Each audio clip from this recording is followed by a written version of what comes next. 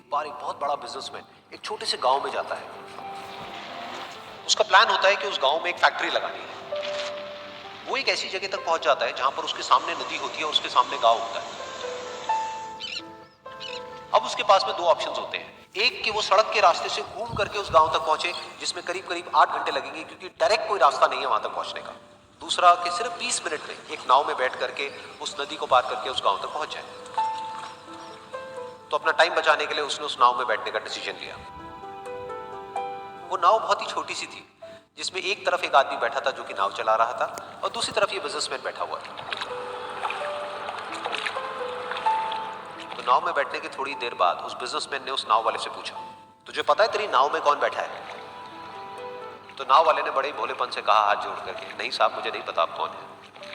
तो बिजनेसमैन बोला, अरे तू अखबार नहीं पढ़ता है क्या? हर दूसरे दिन मेरी फोटो आती है अखबार में। तो नाव वाला बोला, अरे साहब मुझे कहाँ पढ़ना लिखना आता है, मैं बहुत छोटा सा था जब मेरे पिताजी गुजर गए थे, तो अपने परिवार का ध्यान रखने के लिए मैं बचपन से ही काम में लग गया और तभी मेरा स्कूल छूट गया। ये सुन करके उस बिजनेसमैन ने उसका मजाक उड़ाते हुए उसको कहा, तुझे पढ़ना लिखना तक नहीं आता है, ऐसी जिंदगी का क्या फायदा? ये सुन करके उस नाव वाले को बुरा तो लगा, लेकिन उसने कुछ नहीं कहा। थोड़ी देर बाद वो बिजनेसमैन उस नाव वाले से बोला, अभी कुछ ही दिन बाद जो सामने तू जमीन देख रहा है, यहाँ पर मेरी एक बहुत बड़ी फैक्ट्री होगी जहाँ पर हमारे ब्रांड मिनरल वाटर की बॉटल्स बनेंगी। नाव वाले को बात समझ नहीं आई।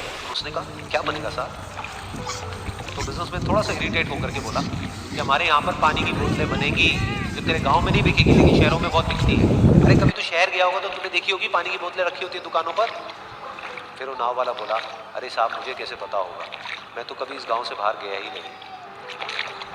फिर वो बिजनेसमैन उसके ऊपर हंसते हुए बोला, तू कभी इस गांव से बाहर तक नहीं गया, तुझे पता ही नहीं कि शहर क्या होता है? अरे ऐसी जिंदगी का क्या फायदा? उसकी ये बात सुन करके उस नाव वाले को सच में लगने लगा कि मेरी जिंदगी शायद किसी काम की नहीं है।